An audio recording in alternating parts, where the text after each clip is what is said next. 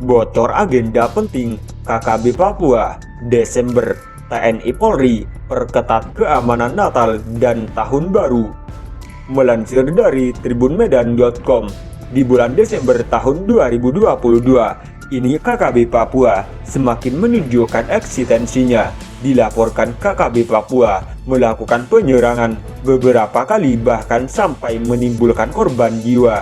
Di awal bulan Desember saja KKB Papua sudah langsung melakukan penyerangan ke pangkal ojek di Kampung Mangabib hingga menyebabkan 2 orang meninggal dunia.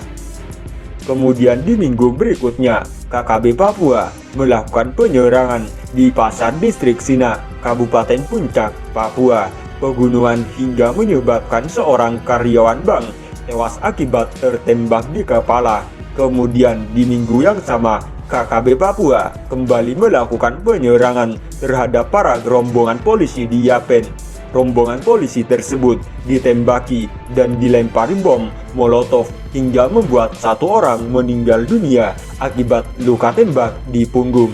Kepala Divisi Humas Polri, Irjen Dedi Prasetyo, menjelaskan dalam bulan Desember akan ada eskalasi atau peningkatan serangan kelompok kriminal bersenjata KKB di wilayah Papua. Menurutnya, peningkatan ini terjadi karena pada Desember ada peringatan kemerdekaan mereka. Di bulan Desember itu, eskalasinya meningkat. Kenapa di Indonesia meningkat? Di Desember itu ada beberapa peringatan kemerdekaan mereka, peringatan berbagai peristiwa di bulan Desember. Ini meningkat eskalasinya, ujarnya.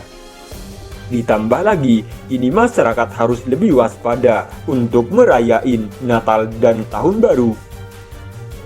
Jelang Hari Raya Natal dan Tahun Baru, Polri dan TNI memperkuat pengamanan di sejumlah wilayah Papua. Hal ini disampaikan Kapolri Jenderal Pol Listio Sigit Prabowo dan Panglima TNI Laksamana Yudo Margono, Silang Monas, Jakarta Pusat, Kamis 22 Desember 2022. Penguatan dilakukan usai berkoordinasi dengan Polda setempat terkait penyerangan yang dilakukan kelompok kriminal bersenjata KKB. Namun Listio tak menjelaskan lebih lanjut mengenai wilayah mana saja yang akan diperkuat pengamanan. Kapolda Papua Barat, Irjen Pol Daniel Selitonga menegaskan pihaknya akan melibatkan semua komponen dalam pengamanan Natal 2022 dan Tahun Baru 2023. Unsur-unsur tersebut antara lain Polri, TNI, pemerintah daerah, Basarnas, hingga BPBD. Pengamanan tersebut dimulai dengan apel gelar Pasukan Operasi Lilin 2022 yang dilangsungkan di markas Polda Papua. Tadi malam, apel itu semua komponen ada, TNI Polri, pemerintah daerah, Dishub, kemudian Basarnas, hingga Pramuka, kata Kapolda, Jumat. Pihaknya menerjunkan 2.000 lebih personel dalam pengamanan Natal dan Tahun Baru. Selain personel, Kapolda menyebutkan ada sejumlah posko yang disiapkan di sejumlah titik seperti bandara, pelabuhan, dan kawasan perbelanjaan atau tempat umum.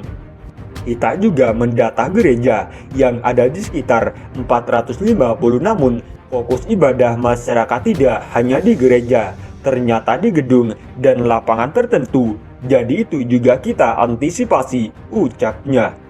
Objek wisata pun menjadi prioritas tempat yang diamankan. Berdasarkan arahan Bapak Kapolri, untuk penyekatan sudah tidak ada. Kita fokus pada masyarakat agar mereka bisa merayakan ibadah dan pergantian tahun baru dengan baik, katanya. Pihaknya juga meminta warga tetap memperhatikan protokol kesehatan. Kapolda menghimbau masyarakat meningkatkan kewaspadaan meski keamanan stabil. Pengamanan internal gereja juga perlu mengantisipasi dan setiap orang baru perlu diwaspadai, ucapnya.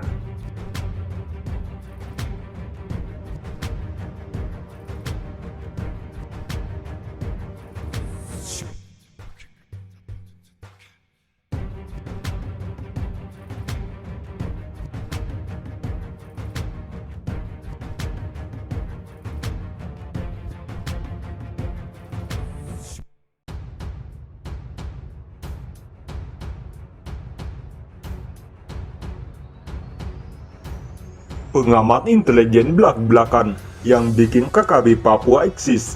Ada faktor suplai senjata dari. Melansir dari Populis Jakarta, pengamat intelijen Stanislaus Rianta menyebutkan bahwa ada beberapa faktor yang menyebabkan kelompok kriminal bersenjata KKB Papua masih eksis sampai hari ini. Bahkan ternyata mereka melakukan serangan terhadap beberapa warga sipil. Pertama, ia menerangkan yang bisa membuat mereka masih muncul karena adanya suplai senjata, terlebih aparat baik dari Polri maupun TNI malah terlibat dalam kejahatan tersebut. Sudah beberapa kali terbukti dari mana pasokan senjata ada yang jual beli lewat asing, termasuk dari Filipina dan negara tetangga lainnya. Ada juga oknum aparat yang menjual senjata, katanya saat dikonfirmasi Populis.id pada Kamis 15 Desember 2022. Kedua, Stanislaus menganggap banyak pihak mempunyai kepentingan terhadap Papua. Pasalnya, Papua merupakan pulau yang sangat kaya sumber daya alam dan strategis sehingga pihak ini termasuk pihak asing, sehingga salah satu upaya adalah melakukan provokasi kepada warga Papua untuk melawan pemerintah, tuturnya.